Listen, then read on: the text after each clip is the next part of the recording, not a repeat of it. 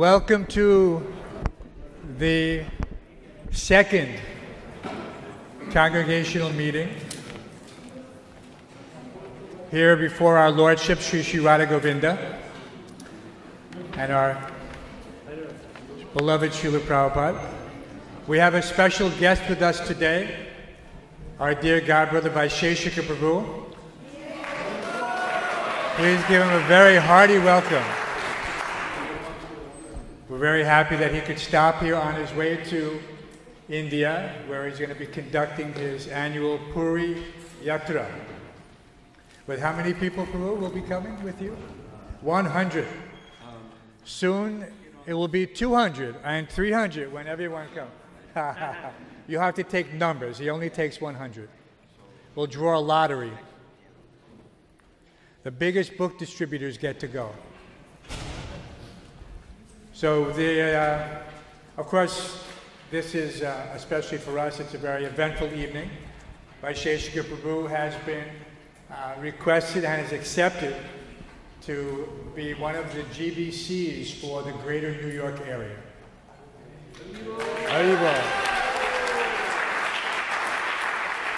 Along with Radhanath Maharaj, Devamrita, and Prabhupada, who is still a GBC.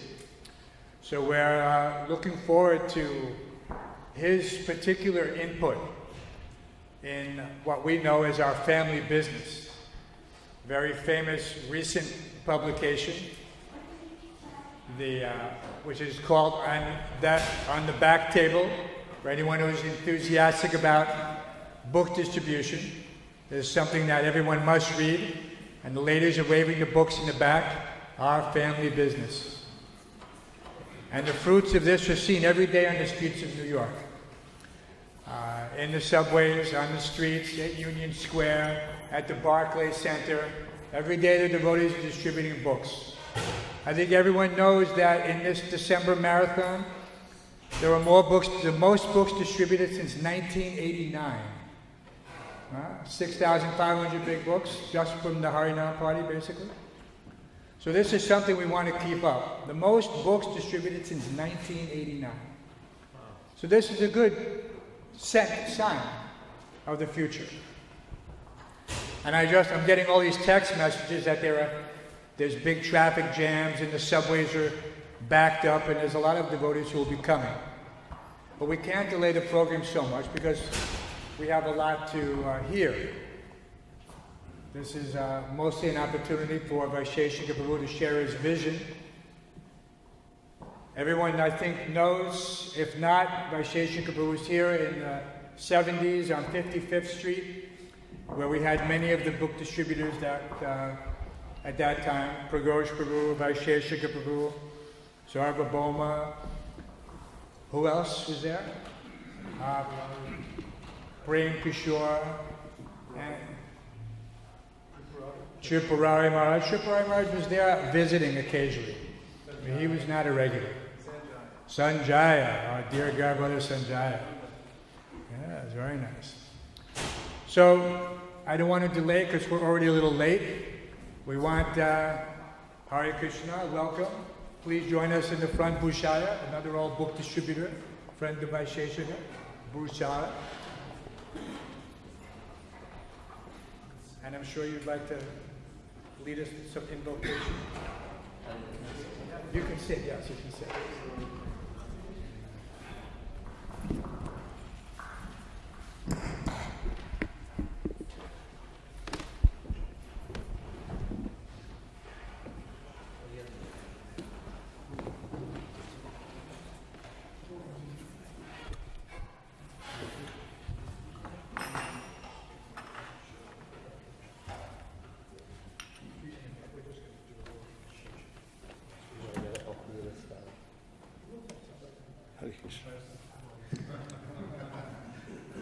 Vaisesika Prabhu ki.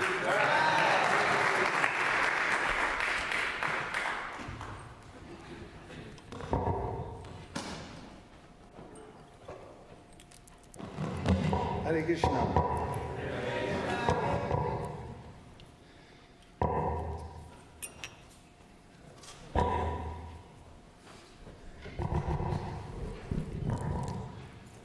It's a great honor to be with all the devotees here tonight, all of you. And I don't know how I ended up here, to be honest with you, except for I've had a great desire to do service in New York since I was here in the 1970s. And when Radhanath Maharaj talked to me about the possibility of working together, I told him that I didn't have time, and he said, I don't either. But that this is the most important project in the world, and it was favored by Srila Prabhupada in that way, and that we have to make sacrifice. And I couldn't then argue with him because I don't know anybody busier than him. So it's my great fortune, I feel, to have a part and to have in this project as a servant, and to be with all of you as we go forth in a great experiment to expand the Sankirtan movement in New York City, which is an inevitability that I'm looking forward to. So first I offer my respectful obeisances to His Divine Grace, A.C. Bhaktivedanta Swami Prabhupada, and we'll just start with a kirtan. Namo Vishnupadaya Krishna Krishtaya Bhutale Srimate Bhaktivedanta Swami Niti Namine.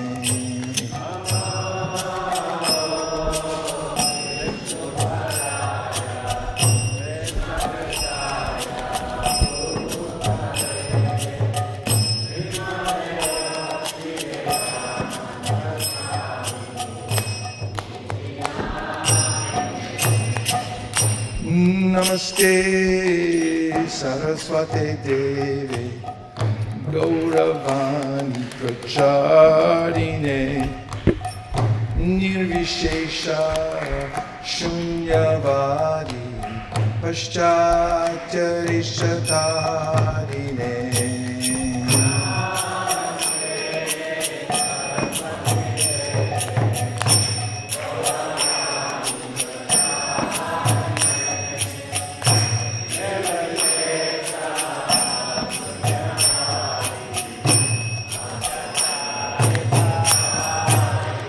Jaya Shri Krishna Chaitanya Prabhu Nityananda Sri Advaita Gadadhara Sri Vasari Gaur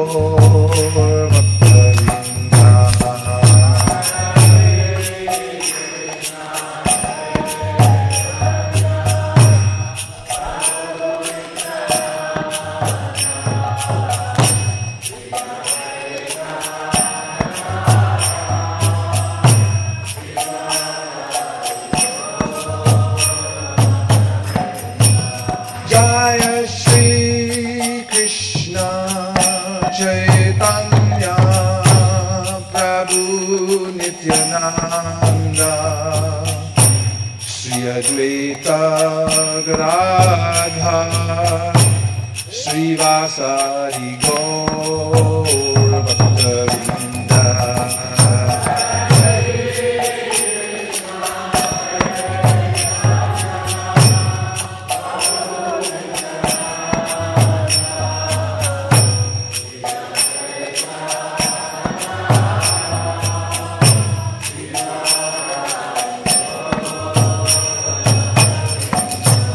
Jaya Shri Krishna Chaitanya Prabhu Nityananda Sri Advaita Gadadhara Sri Vasari Gaur Bhakta-vrinda.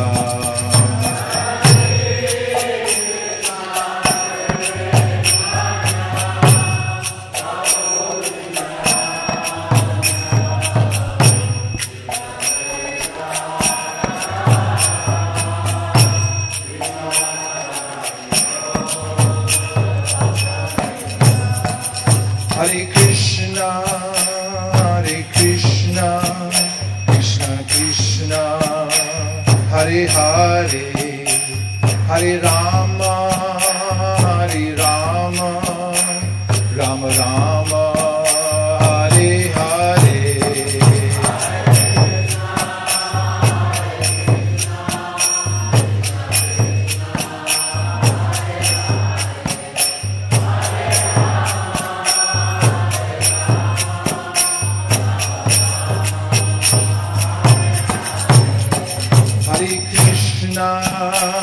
Hare Krishna, Krishna Krishna, Hare Hare, Hare Rama, Hare Rama, Rama Rama, Hare Hare.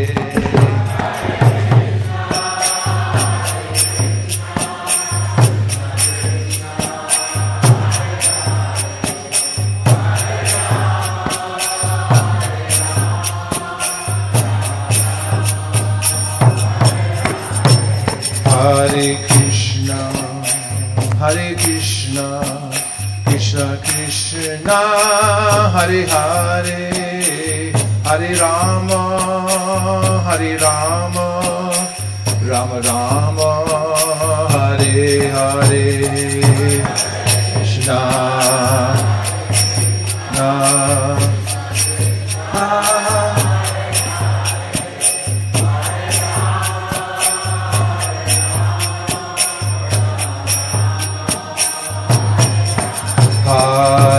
Krishna, Hare Krishna, Krishna Krishna, Hare Hare, Hare Rama,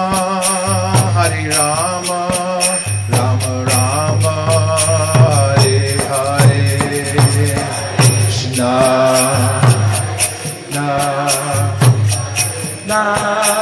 Hare Hare.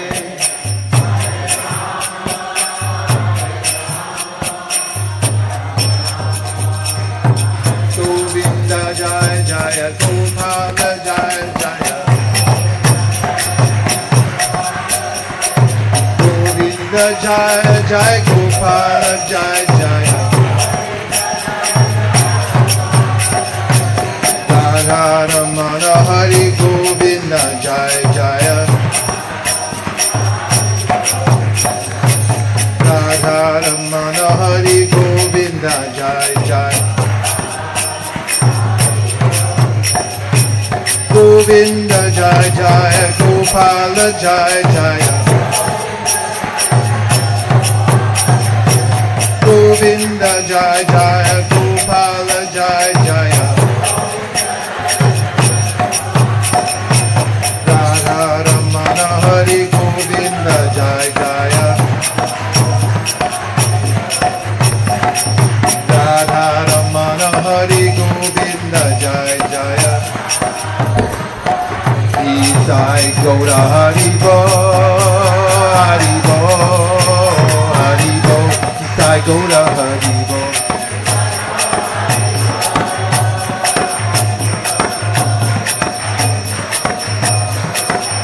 Jaya Jaya Prabhupada, Prabhupada, Prabhupada, Jaya Jaya Prabhupada.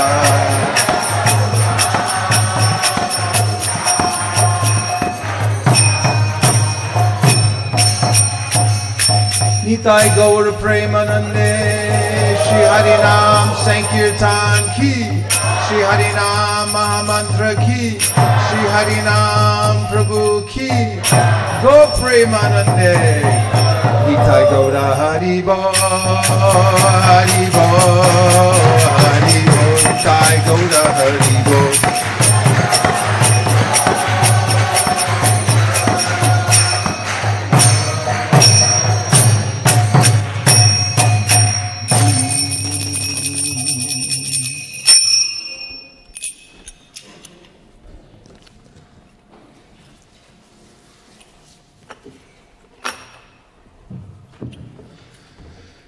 My obeisances to all of the Vaishnavas who are here tonight. And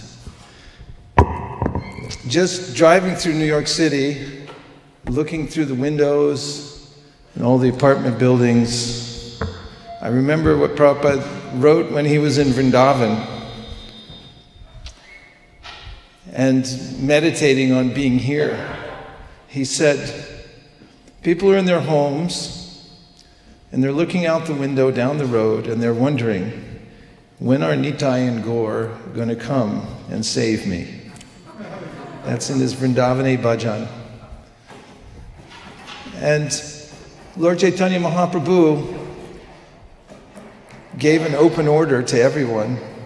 That order is non-different from Mahaprabhu. It's a manifestation of his internal potency. That order was to spread the Sankirtan movement. In fact, he said, everywhere you go, everyone you see, everyone you meet, give them an opportunity to learn about the process of chanting Hare-Krishna and the reading Bhagavad Gita.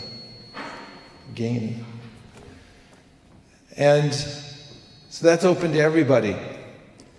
And all our great acharyas, they're great because they have great compassion. For instance, Jiva Goswami writes in one of his commentaries that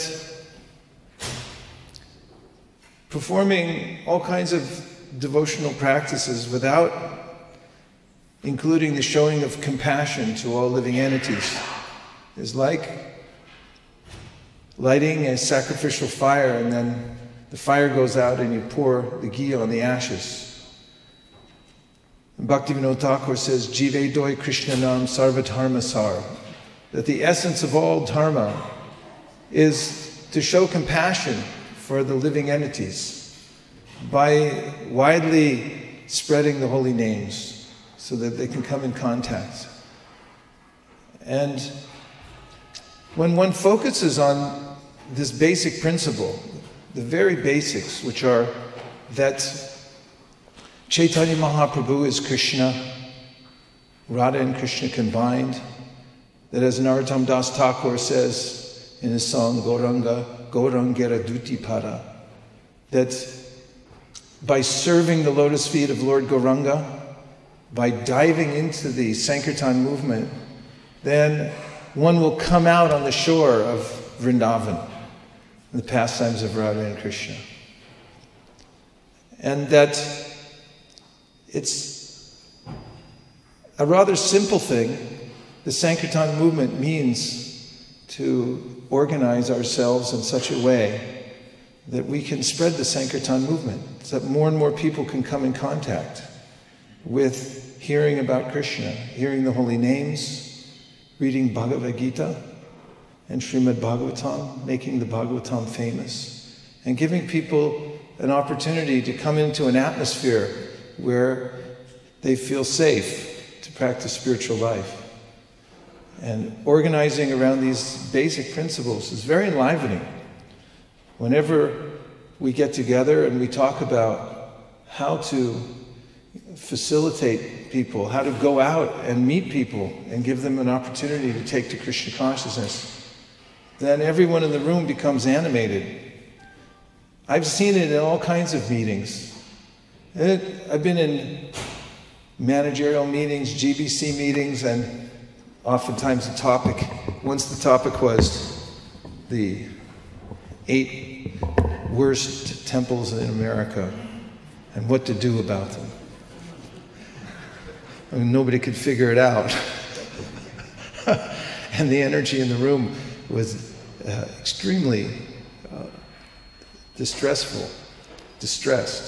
And then a session later, we decided to talk about those places that were implementing preaching principles, outreach, looking how to get people more involved in Krishna consciousness. And we started talking about that, and immediately the energy came up. And it's natural to think, when one thinks about the prospect of connecting people to Krishna consciousness, one can absorb one's whole mind and intellect, and it creates opportunity for everybody. And the whole infrastructure of the International Society for Krishna Consciousness is really geared towards reaching out and bringing people in, and then once they're in, helping them to come closer. And this is a preoccupation that is good work if you can get it. And we're lucky to have that opportunity. So there's no better place than New York. New York City's been blessed by Srila Prabhupada. It's also arguably the most important city in the world. It's also a microcosm of the whole world. There's every kind of neighborhood here that we can map out and see about how to connect with the people in those particular places. And what happens in New York gets noticed all over the world. So, thinking about the prospect of New York and how to increase that mood and increase Sankirtan and managing the results of that is very exciting, don't you think? Yes. And managing the results means there's all kinds of ways to teach people how to come closer to Krishna, practical ways. There are a lot of gaps to fill. And in thinking about how to do that, one can stay absorbed. There are people who come with very little knowledge, and we have a lot of knowledge, but it has to be organized in such a way that people can take advantage of it. And a lot of thought can go into that as well. So I have a burning desire to help here in New York. We've had success in many other places by applying a few basic principles. And it's a template. It's not luck or chance, but there's definitely a template that can be followed by anywhere, and that will breed success. Should I say what's in the template?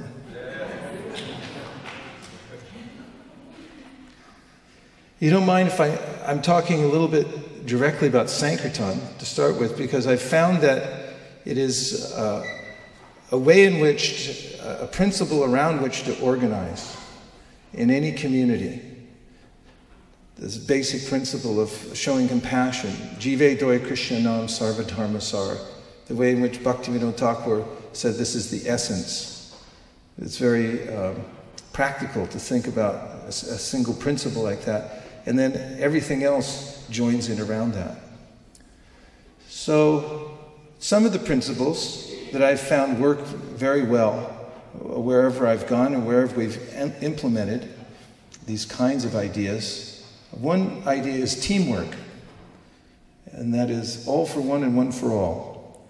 Everybody working together for a common goal.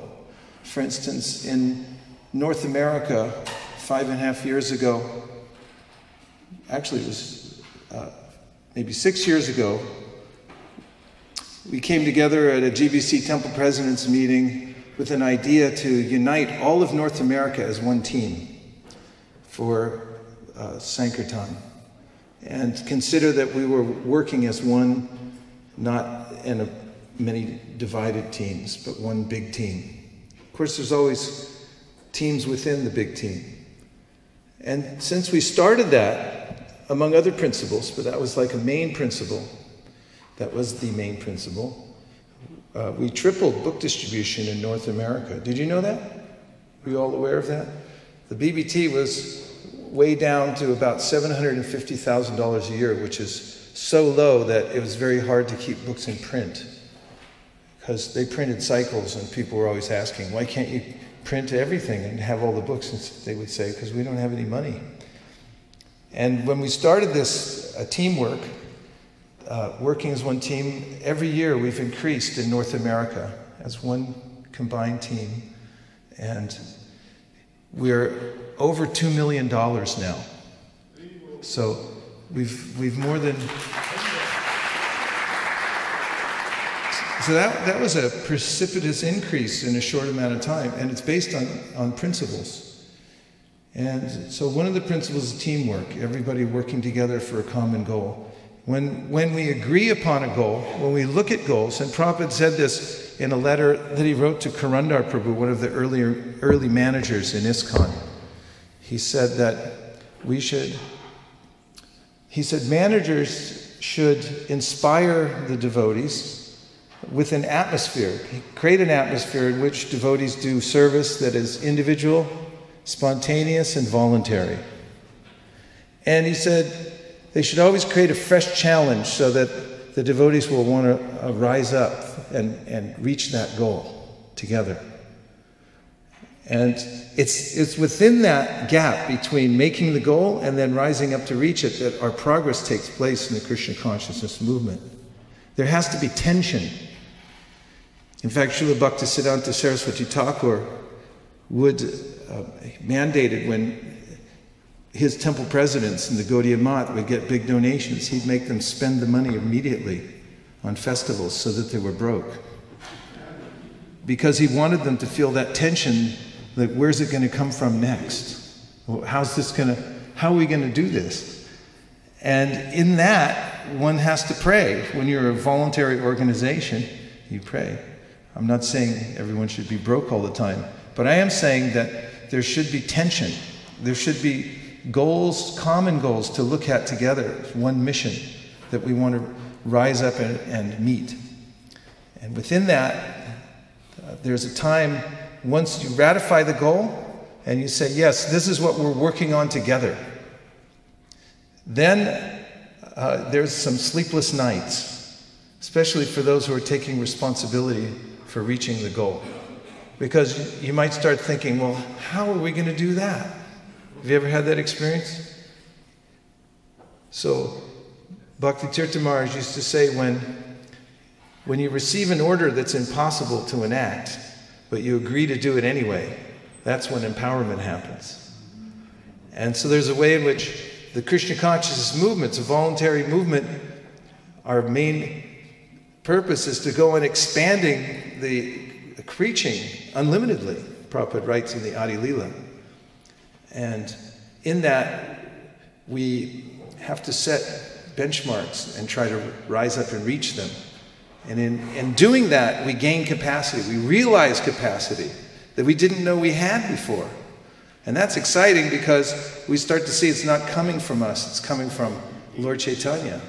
I mean, how did Prabhupada? Yes, let's hear it for the Bengalis. They're fired up. I met with them earlier.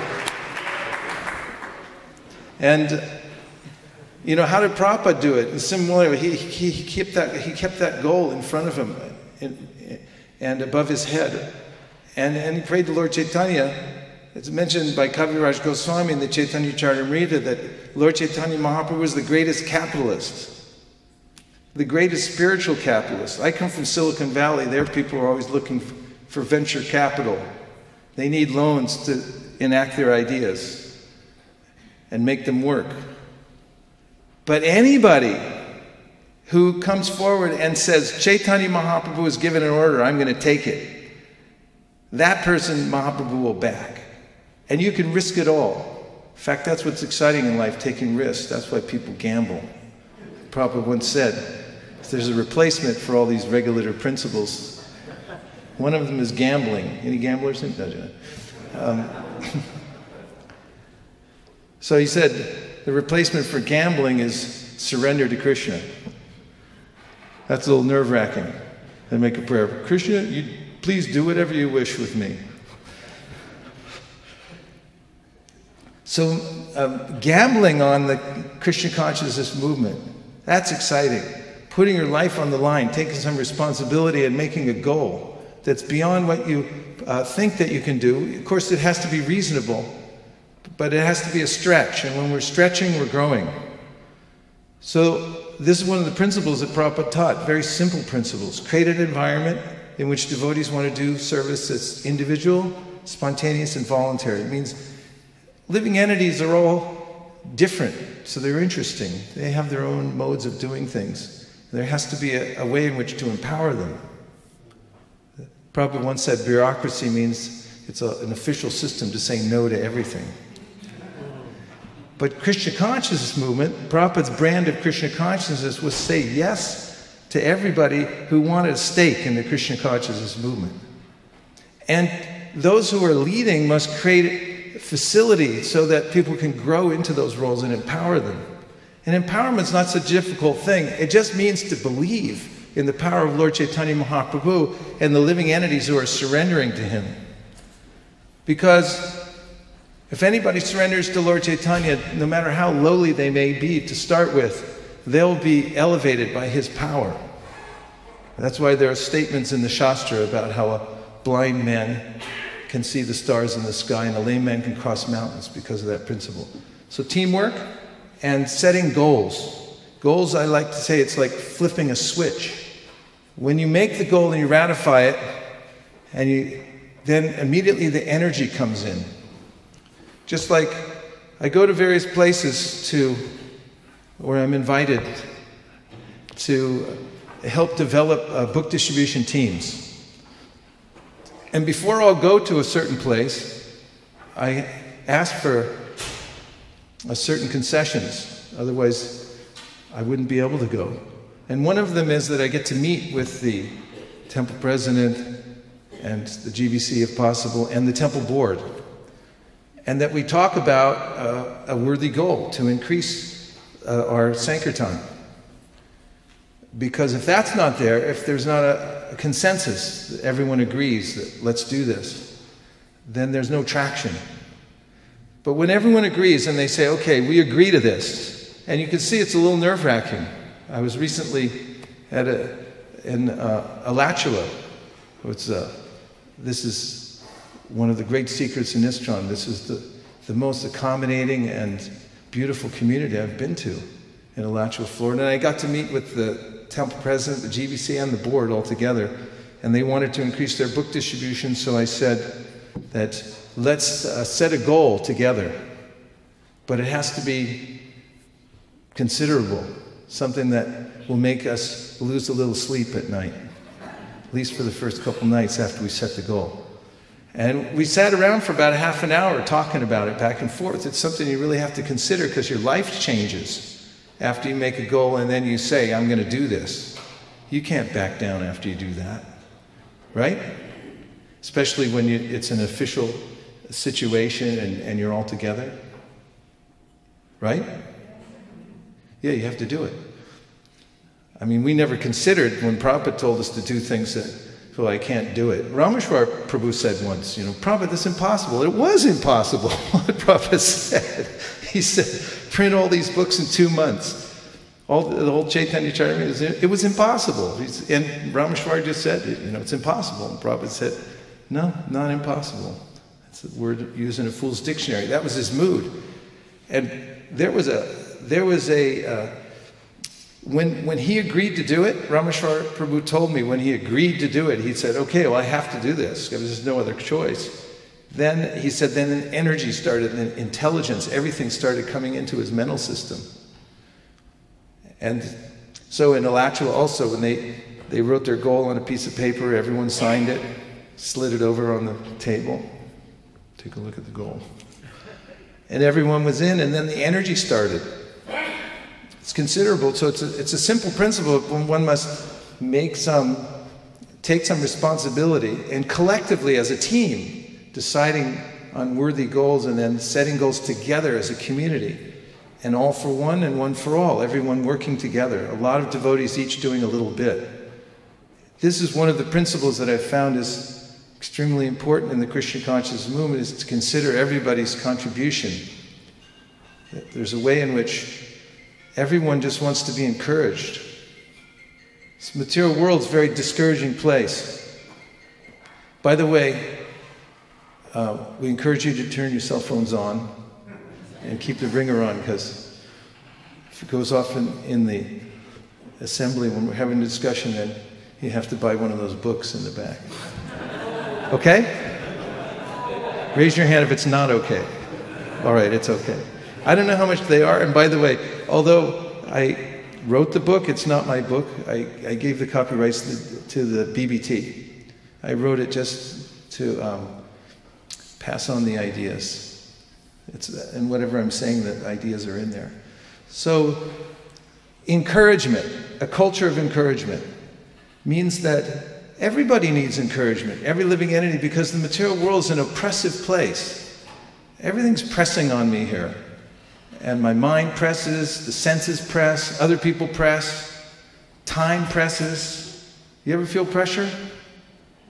Please say yes. Make me feel better. And just a conscious acknowledgement of other living entities. That, I know this is a hard world, just try to encourage you, but that's what the Sankirtan movement is. Even in our secret mantras, the word prachodayat means this is a way in which the Lord's trying to encourage everybody. That's why the sun rises in the morning. That's his way of encouraging everybody. Do you ever get discouraged when the sun goes down? Yeah. In fact, people just go to sleep. They give up. That's why living entities go to sleep. It's just like, forget it. I can't do it without the sun. There's no encouragement. This is what Krishna is trying to do, encourage everybody. And the Sankirtan movement really is about encouraging everybody, encouraging each other, encouraging other living entities, reaching out. The mood of encouragement. And the word encouragement has the word cor from French. It means the heart. When people are moved in various directions, they're driven by their heart, where their hearts are. So we're meant to be the great encouragers of the world, give people encouragement. There was never more encouraging words spoken than in the Bhagavad Gita. But people are getting all kinds of other information that's not encouraging at all. So, what are some of the principles I've mentioned so far? Teamwork. What else? Goal setting, yeah. Common goal for the whole group, ratified. And? Encouragement, compassion. United, yeah. All for one and one for all, working together. So I find that Sankirtan has a unifying effect. There's a way in which it's also quantifiable. Of course, quality is of utmost importance, but we have to have a goal that we can count also. And while measuring our success in Sankirtan, we also achieve all kinds of other economies and efficiencies in our personal lives, in our sadhana and so forth. The other principle that I find works everywhere is a strong sadhana. I know it works for me. When I find myself discouraged or flagging in any way, the answer is always to take more shelter of sadhana, especially chanting good rounds.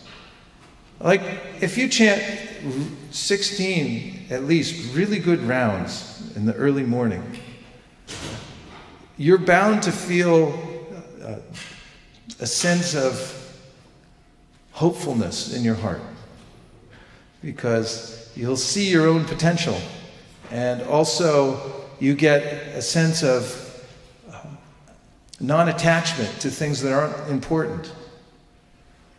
And chanting 16 rounds and encouraging everybody around us to chant really good rounds is a formula for success. Prabhupada said that each devotee has his or her own genius. And when you chant really good rounds, that genius naturally comes out. And that's one of the great secrets of having a successful yatra, is encouraging everybody about the potency of the holy name.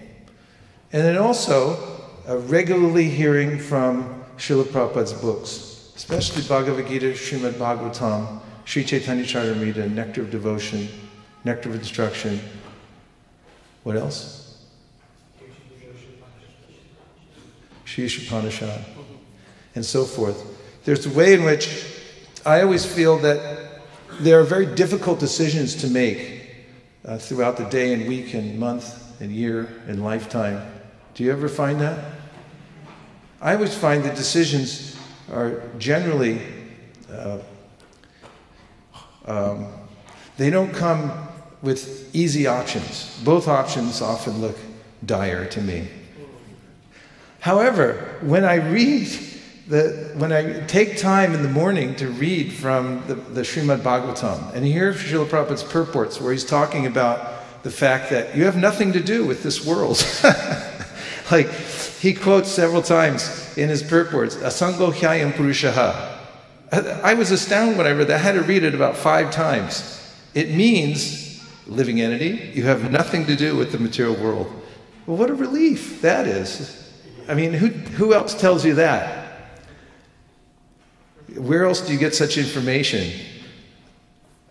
And sadhana is meant to be done every day. You can't skip a day. It's meant to be done every day. In fact, it said nityam bhagavata seva. It means that it has to be done constantly. But our acharyas say, if you tell people that, then they'll give up. So they say nityam bhagavata seva. It means at least every day, something. You have to stay close to it. So chanting good rounds and sticking to reading Prabhupada's purports, you never come to the end of the Bhagavatam. If you make it your life's goal, Hare-Krishna.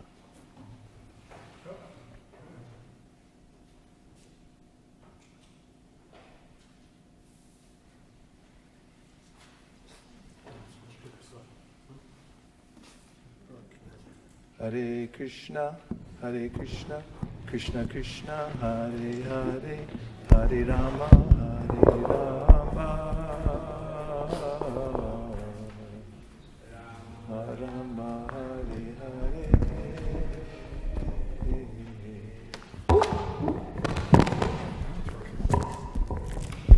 Back on. That's how you fix it. If you make it your life's goal to study Srimad Bhagavatam minutely, then you'll never come to the end of it. Or the Chaitanya Charitamrita. It's a full-time activity.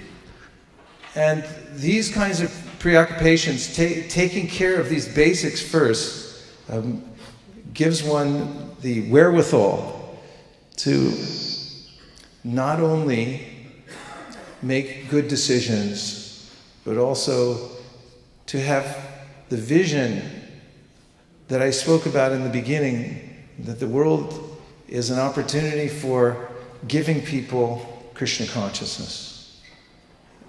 And I see how transformative that is in all the various places I go, that when brand new people are introduced to the idea of a mission for giving mercy to other living entities, they get it, they understand it, and they're excited about it.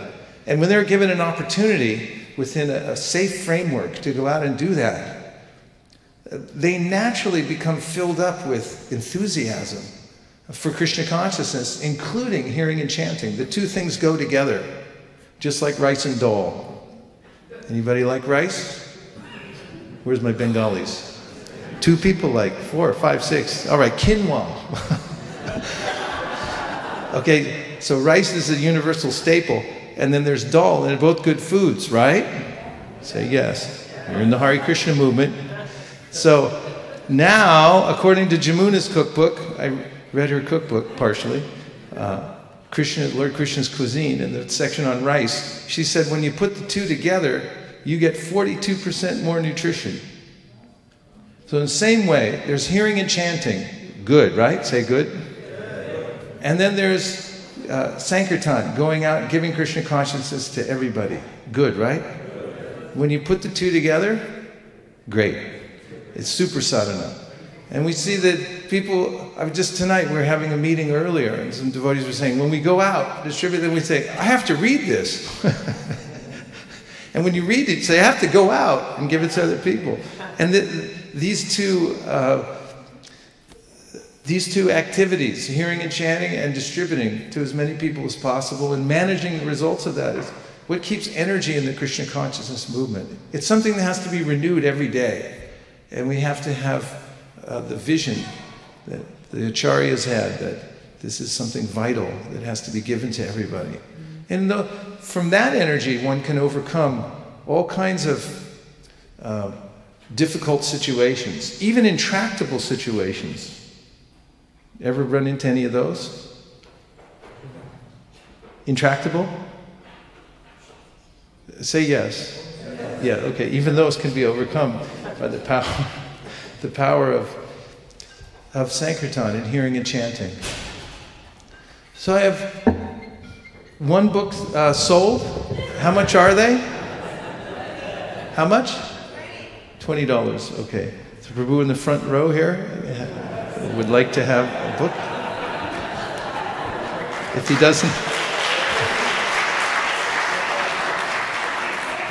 he doesn't have $20, I'll pay for him. But turn your cells on. We've got a few extra copies. And okay. One case. So. It's 8:10. We have 20 minutes. Okay, so now we'll take some, if you will, some reflections. Anything that you heard so far that's stuck in your mind, or questions. I think that's appropriate because I'm a new kid in town. You might want to ask me something. So, any reflections from what I just said, or any questions that you have? We have an extra microphone here, I believe. And we have 20 whole minutes to have some discussion.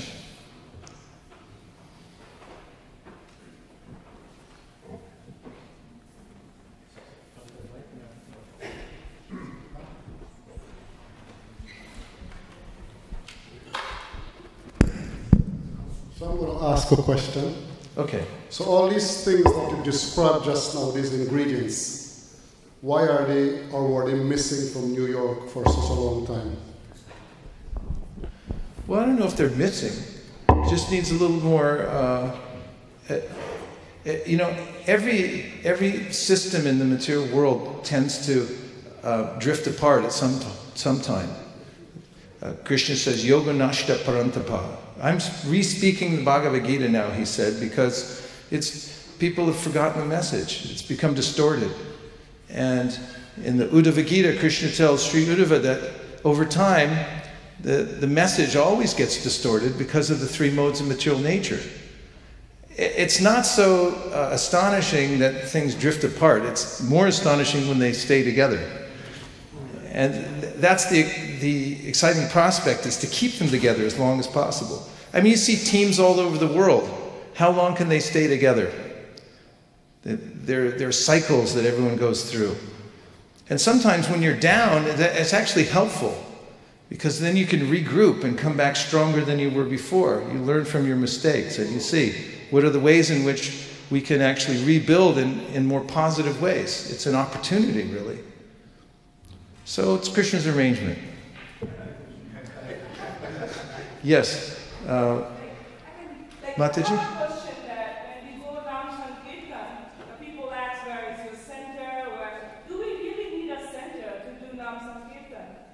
Do you need a center to do Nam Sankirtan? Or an organization or a temple to do Nam Sankirtan, or we can be in a group and do Nam Sankirtan. Or some people ask, well, what is your address? Where are you located? What are we going to do? Oh, sure. Well, I mean, everybody needs some center in their life. And it's important for devotees, I believe, to have some identity, the team they're working with. Of course, it's perfectly fine to go out by oneself or with one's family to propagate Krishna consciousness, but it's better done together. That's why it's called Samyak Kirtan. The more we're together, the stronger we are. And centers are as strong as the leaders that are there and the consensus of the people there. Our movement is based on love and trust and on faith. I was just thinking about that today. What is trust anyway? It's such a valuable thing, but it's really hard to, you can't go to the store and buy some. It takes a long time to develop trust, and it's easy to break trust. I've seen that happen before, and then the person you trusted, you think, I have to build it back over time. And that's what our movement runs on, it's trust. And so our centers are, a center is not just a legal name. A center is where devotees are working together with a feeling of trust. They've developed trust in one another. and in their leaders. And they feel that they're working for a worthy cause, and they see others sacrificing. You know, when you see somebody who's steady, because you can't fake steadiness. There's a lot of stuff you can fake, but steadiness isn't one of them, because you actually have to show up. And when you see somebody who's steady, you start developing trust. The person's been there. And then people then start to want to work with such a person, and that's a center. And so it's important for us to have a center. We're living entities. Our center is Krishna. And you'll notice that in communities all over the world, people gravitate towards centers. They want to have a leader. They want to elect somebody, or they want somebody to be appointed, and they want to see somebody, and then they want to work around a center. So that kind of center is important. And as I said before, we have to manage the results of our teaching to others. Because when you go out, you meet people, and they're interested. And what are you going to do then? You gotta have a center, you know, whether it's your home or whether it's, you know, some other, you know, an ISKCON temple, someplace you have to bring them. So yes, it's important to have a center. And you must be centered also. We must be. Do we have microphones that go back that far? Not that far. So, I think a lot of us have we want to stand. First of all, I think most people in this room are very inspired by the fact that there's people like yourself, Vaisesika and Radhanath Swami coming together. I think we felt the lack of real leadership in the GBC position. So it's very inspiring that there are active, inspired preachers such as yourself coming together. Could you give us a vision that the three of you have together in terms of preaching in New York, in terms of, say, Unity University, unifying the preaching? You have the Bhakti Center, which is very successful, the Harinam Ashram, and Stanistic Yoga, you have and the Brooklyn Temple, which is in this great area. And how you see the preaching becoming kind of like a unified force, and what your vision is. Well, having had a couple of meetings with Radhanath Maharaj and Devamrita Swami and Prabhupada Maharaj, we talked on the phone several times, and we all had a sense of exhilaration for having each other and working together. And in the couple of conversations that I've been in on, one of the topics that emerged most prominently was that each one of us has a particular skill set that we can use to help unite devotees all over the New York area, and that we would work in cooperation to do particular projects. For instance, early on I volunteered for what I feel confident about doing, which is developing the book distribution, Sankirtan, increasing Harinam and Prashadam distribution, those kinds of outreach programs, because we've had success before. And I got great encouragement from the others on the call, saying, yes, that would be very helpful. Of course, it's not the only thing that I would like to do or can do, but it's a place to start that I feel brings people together. And Devamrita Swami is a very thoughtful, pensive person even, and he talked a lot about connecting New York to the rural communities, having that interconnection so people in the city feel that we are very serious about doing rural projects and taking care of cows and bringing healthy lifestyle and having places where people from the city can retreat on a regular basis. And of course, Radhanath Maharaj is everything he comes in contact with tends to transform in positive ways because of the way he deals with people very personally and carefully and so forth. And so our discussions were extremely enlivening because we felt and feel that there are practical things that we can start doing immediately that will have an effect. and that we like working together. And so we see that we're finding our way forward, but we're very confident about success because of all of you. I mean, you're all here tonight, and the only thing you're really interested in is expanding Krishna consciousness in your own lives and all over New York City. This is a very heartfelt meeting for me to see all of you coming here like this. I mean, just with the devotees in this one room, we could conquer New York City. It's led by the Bengalis up here. I mean, there's so many leaders in here, and future leaders, that it just requires, I think, a lot of success. There are practical matters, of course, but they're just, as I was saying, there has to be trust that the leaders really care and that they're working together cooperatively. I find, especially when senior devotees come together and they have love and trust among and publicly display it, then it enlivens all the devotees that, wow, these people like each other. They want to work together. And when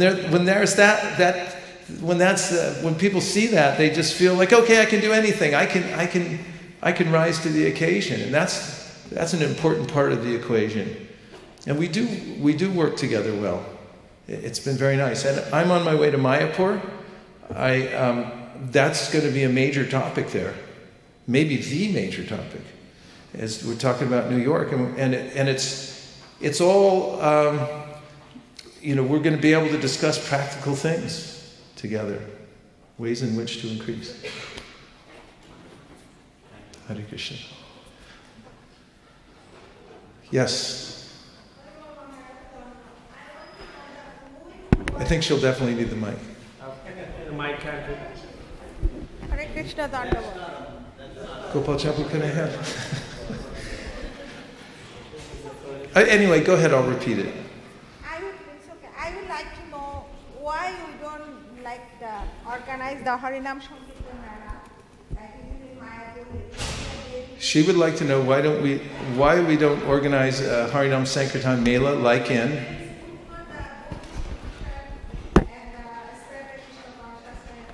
why we don't do the Harinam Sankirtan Mela. Why we don't do that? You're doing that, right? Yeah, Sankirtan Mela is here. It will just keep increasing.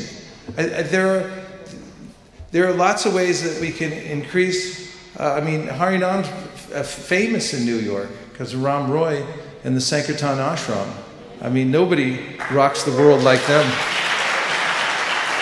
If you want to see a Sankirtan Mela, it's been going on for almost a decade now without stopping even one day. That's something. And that can be increased. That will be increased in New York City. No doubt about it. In fact, we were just talking on the way over about bringing back the luglus. We used to distribute millions of luglus. Yeah, the old-timers from 340 West 55th know that we used to give out tens of thousands of luglus every week, prasadam. I remember walking down the street, police would pull over and they go, "Hey, Krishna, come over here. You gotta give me one of them candy things, you know."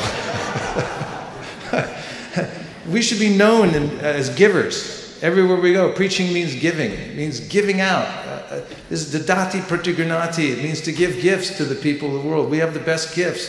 And the more we give, then the people, when you give without considering anything, taking anything in return, people feel so indebted that they want to give their life. They don't have anything else to offer. That's significant when you give like that. And so this is our system, is to increase the Sankirtan Melas and the distribution of prasadam and book distribution, and be heartfelt with people. Take time to meet these people. They're suffering. We have something to offer them. Chaitanya Charan Prabhu was telling how he writes these articles on Bhagavad Gita. In South India, there's one Christian preacher, and he was saying how everything that's not coming from the Bible and Jesus Christ, it's from the devil. He just had an extreme opinion about that, but he was presenting that, and he was saying, and even You see, because the Hare Krishnas, it can answer questions. In fact, it can answer any question that you have. So this preacher was saying, and even the Hare Krishnas, even if they can answer all your questions, even that's from the devil. So, nobody can answer questions like the Hare Krishnas because we have Bhagavad Gita. That's the only book you need. If you study Bhagavad Gita every day, if you learn Bhagavad Gita, even if you learn 50 verses from the Bhagavad Gita, you can go out and change the world. It's such a powerful book. It came from Krishna. They teach Bhagavad Gita, read Bhagavad Gita. What else? There's a few minutes left. We're taking reflections, which means anything you heard that's stuck in your mind that you can put in your pocket and take out of here. And if somebody grabs you on the way out and says, what was that guy talking about in here? You'll say, this is what you'll tell them. Or if you have a question. Yes? What is the process to unite it and bring more Krishna consciousness? Well, first thing is to have meetings with like-minded devotees. And in those meetings, you can brainstorm. And from the brainstorming, you can pick out items that are priorities for you in your group. And then you can make some goals based on those ideas. And as soon as you do that, you'll feel energized and you'll know which way you're going. This is just a thumbnail sketch, but it's a very simple thing to do. And there's unlimited opportunity to do it all around the world, but especially here in New York. What else? Come on, pepper me with questions or something. In the last 5 minutes, I want a volley going in here. Yes, Prabhu. Yeah, I have a question. About what specifically are any improvements that can be done about Harinam Sankirtan? Well, how can we strengthen? How to strengthen Harinam Sankirtan? Of course, the most important thing is it must be done purely. But then, of course, when we present to the world, the more we consider the onlooker's point of view and the ways in which they can be attracted and included, then we can increase. As an example, we've been experimenting out in Silicon Valley area, where I reside some of the time these days.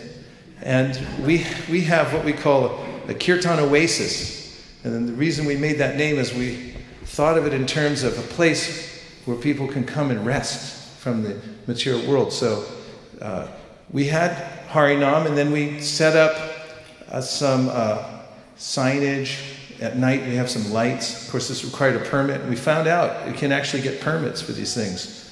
The park that we've been going to for many years, we had to compete for the spot. Sometimes we didn't get it. So then we looked on the website and said you can rent the whole place for the night for about $70. So we went down to City Hall and we said, give us a permit, please. And they said, sorry, we don't do that. We said, yes, you do. It's right here on your website. And they said, oh, okay, sure. Here you go. And since then, we've taken over the whole park. And we've found other places like that, too. And so it's worth the money.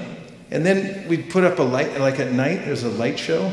And we have little booths. People can, it's like a Rath Yatra, only you don't have to spend $150,000.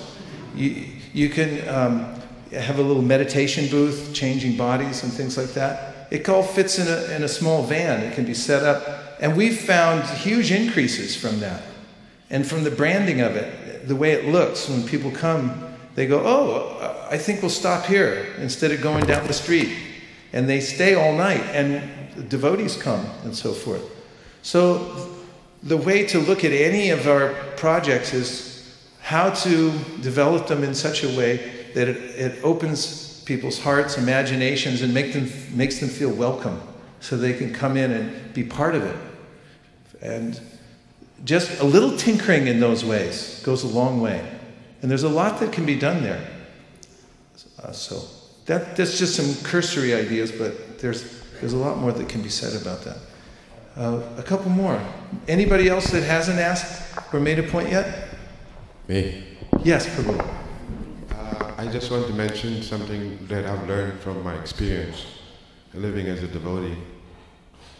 And in the beginning, we want to love Krishna, and we endeavor sincerely for that. And we run into things that cause problems in that, like Vaishnava aparad. And Because in the West, we don't think so much about those things. We just, regular. But in the long run, it appears to be detrimental to devotional service. So could you explain the importance of that? Yeah, Vaisesika Prabhu came out to our temple last weekend and gave a really nice seminar. He's such a nice devotee. I mean, it's an understatement of the year or the century. But Vaisesika Prabhu, he was, well, in the midst of his seminar, he said, there's worries about nuclear war, because I think during that weekend there was some false alarm in Hawaii and everyone thought they were going to be annihilated in 20 minutes. And so there's some worry about that sometimes. He said, but we're not worried about that. We're worried about Vaishnava Aparadha. He said, nuclear blast is nothing. And he was very serious about it because he has excellent guidance in his life. Gaudiya Vaishnavism is a culture of guidance, as Devamrita Swami likes to say. And if one has proper guidance, one is loath to make any kind of unnecessary criticisms about devotees. It's not wanted, and it's very detrimental. So this is such a nice point you brought up, Prabhu, about a safe environment. When Prabhupada said individual, spontaneous, and voluntary, there's a way in which when we create a safe environment to hear and chant, which means that Vaishnava Aparadha is not allowed. Of course, criticism of various kinds, when it's constructive, is very much needed. But it has to be brought in such a way that it can help everybody improve. And that's an art. And Krishna even talks about it in the 17th chapter of the Bhagavad Gita when he talks about the austerities of speech. You have to be careful what you say because it manifests things in your life. And when you criticize devotees, it will ruin you and it ruins the environment around you. So that's such an important point. If you don't do anything else, but you just avoid Vaishnava Aparadha, which is a full-time activity, if you just do that for the rest of your life, and you just consider, I just don't criticize Vaishnavas and I don't listen to it, you'll be fully engaged, and also you'll definitely go back to Godhead. Because Krishna likes his devotees more than he likes himself. In fact, it says that in the Sri Chaitanya Bhagavat, that if somebody's a devotee of Lord Narayan, there's some question about whether he might go back to Godhead. But if somebody's a devotee of Lord Narayan, that there's no question he'll go back to Godhead. So we've come to the end of the time, lamentably for me, because I'm really enjoying this. But I'm looking forward to being with you and going out on the street, having training sessions for book distribution, Sankirtan,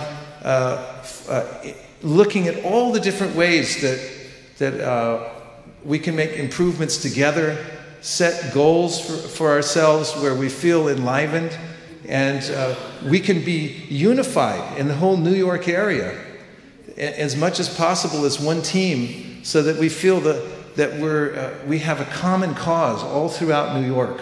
We're all working together for the same idea, which is to see New Yorkers come in contact joyfully with the process of Krishna consciousness and appreciate it and respect it and join in whatever way they wish. Thank you for all of you coming out here tonight. Hare Krishna.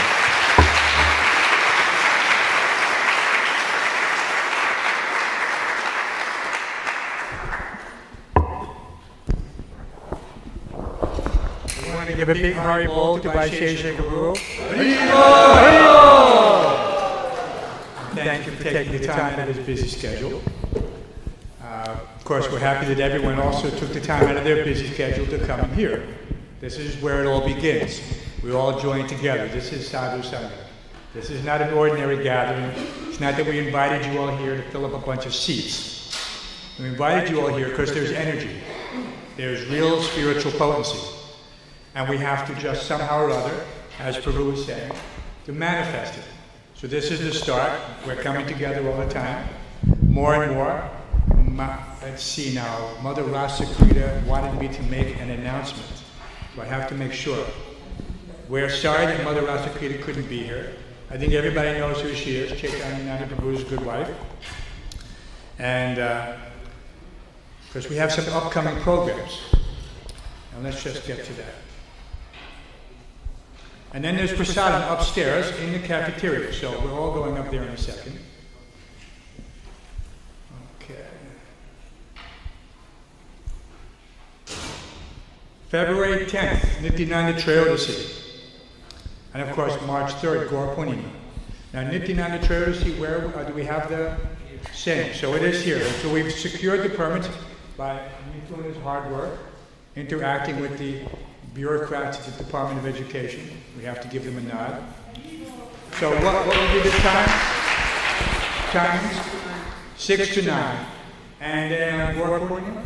Same. Here also. Same time. 6 to 9. So please put that down in your calendars. We want to keep up this momentum. February 10th, Nityananda Trayodasi. March 3rd, Gaur Purnima. Any other last minute questions? Yes. Hare Krishna. On behalf of the team here, again, thank you all for coming. Prasadam will be served upstairs in the cafeteria. So please, there's enough prasadam for everybody, but there's not enough time. We have to vacate the premises, I think, between 9:30 or so. So we can have enough more satsang upstairs, so please come and honor prasad upstairs. We also have a sign-in sheet that we'll pass around upstairs. If you would like to get emails and phone numbers, if you would like to get emails about our activities, please sign up. And have a good evening, have a safe ride home, and we hope to see you soon. Hare Krishna.